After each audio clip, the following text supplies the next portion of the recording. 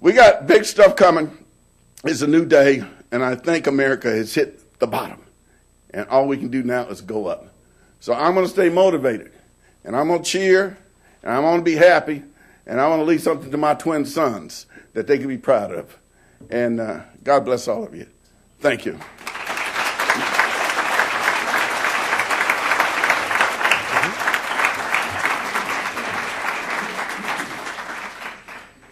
Today at the City Club of Cleveland, we are listening to a special program with Harry C. Alford, President and CEO of the National Black Chamber of Commerce. We will return to our speaker in a minute for our traditional City Club questions.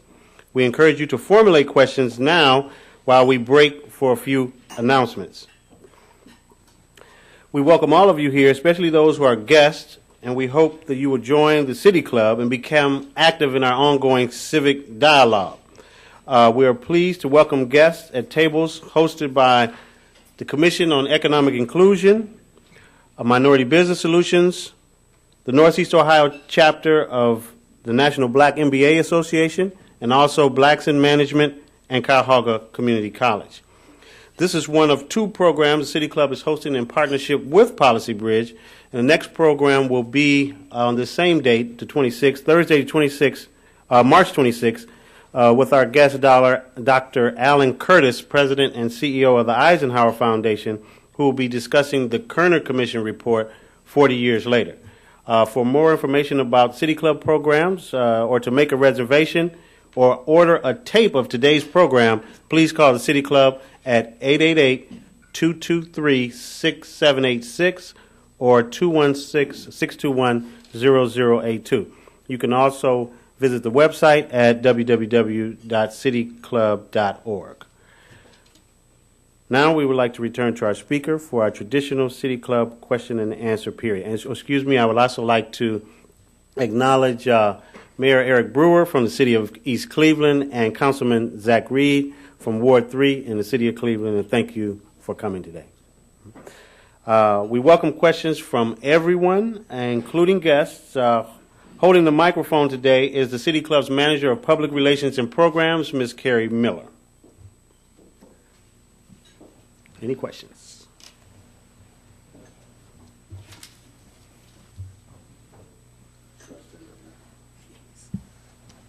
Good afternoon. I enjoyed your speech very much. And I hate to seem backward looking, given what you said about the future, but here in the greater Cleveland area, there has been some discussion about regional government. And I know that in Indianapolis, there is metro governance, I believe, that was put in place. Unigov, right? Mm-hmm. So I'm just wondering if that had any effect at all on the efforts that you made and were successful in achieving in Indianapolis. Yeah, good question. Unigov happened long ago. It was the vision of Richard Lugar, Senator Richard Lugar now, who is the mayor of Indianapolis, and he brought the business community together, and they developed a plan to make Indianapolis a big first-class city. At the time, Fort Wayne was thinking of doing the same, and it didn't. Each city, Fort Wayne and Indianapolis, had a population of about 200,000 at that time.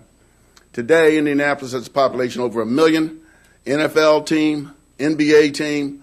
It's a big city. It's a big franchise. Fort Wayne is still at 200,000. So it was a good thing. It brought in surrounding cities. The whole county, Oklahoma did this too, the whole county became the city. And they had a plan. So to regionalize Cleveland, you're probably going to have to compete with a Chicago, to compete with a New York, share your resources. But also remember, diversity is the key. Diversity is going to make you strong. And the racial history the United States has, what makes us great is our diversity, believe it or not. You talked about efforts, I guess, as far as diversity and also as far as dealing with more with the unions. What are, based on a state level or on a federal level, what are some of the legislative efforts that your organization is trying to initiate, put forth to meet some of those hiring goals as it relates to the stimulus package and also as far as increase more minority business? Yeah, fortunately, the legislation exists. It's just not implemented. And keep in mind, every minority business law federally was written by either Adam Clayton Powell or Perrin J. Mitchell. There hasn't been a law written since. So Congressional Black Caucus, you know, and my biggest problems, this is live, isn't it? I'm going to get in trouble. Let me give you an example of policy gone awry. Okay, AGOA, Africa Growth and Opportunity Act, which says anything coming from Africa shipped to the United States can come in tariff-free. It's to develop Africa, to promote their business.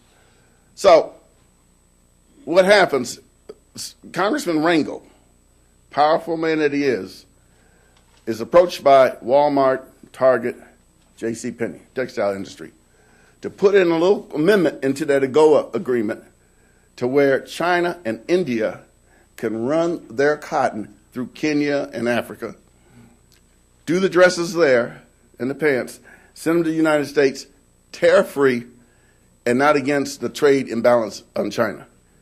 It says made in Africa, made in Kenya, made in Tanzania. I'm in Kenya, and a crowd of cotton farmers are at my hotel lobby demanding to see me. And it was about that. It was putting them out of business. They stopped buying their own cotton. They're getting it from slave labor in China and running it through. I go to a textile mill in Nairobi, and I see nothing but the Indians managing the place, and all the cotton says made in China, from China. And so I said, well, who owns this building? Kabaki? I was joking because Kabaki is the president. And they said, how'd you know? It was his sister. So corruption and a black congressman from the United States hurting cotton farmers in Africa, as opposed to a Perrin Mitchell writing laws to develop our businesses and Adam Clayton Powell making sure that we were included in everything. We need some Congress people who can go back to those days. Oh, one other thing. That law that Nydia Velasquez is putting through, there was a black congressman who actually did that law, but she wants to remain incognito so the unions don't come after her. Okay? Mr. Alford. Yes, sir. You said that you're coming to Cleveland. How and who are you working with in order to bring the Chamber of Commerce to Cleveland? That's a good question, too. I don't get involved in the development of a local chamber. I wait for people to step forward from that community, and our director of projects is Charles DeBow, and he will work with them in starting the chamber, and then he would tell me when they're ready, and then we will start supplying them with things, technical support and things that they need. I'm also on the board of the U.S. Chamber, which there have been times when the traditional chamber is unready with that and might try to stop that, and I have ways of making peace there. So it's to add another ingredient in the cake. It makes it stronger, you know? And if you've got 20%, 30% of your population floundering, how can you be strong? So it's to promote the community, to provide economic development, specifically to African American communities. Now, when we started doing this stuff, I was in Atlanta when we kicked off the Atlanta Chamber of Commerce, and everybody said, we don't need a black chamber, we're going to get in trouble, we don't need a black chamber. And Lou Walker, the founder of the Georgia Black Chamber of Commerce, brought yellow pages with him and went to a certain section and read off 120 ethnic-oriented chamber of commerces or business associations in Atlanta. He said, now why can't we have a black one? I answered your question? Okay. Sir, if you could speak just briefly to the concept of not naming any cities, but there are some places in Ohio where there are a variety of people who may also be black, who might want to get in the way of people moving forward with a particular agenda. Not speaking of any cities in Ohio, just theoretically. You speak of every city in America. So I was hopeful that you might give some suggestions, some thought that we could take away from your speech relative to dealing with those specific issues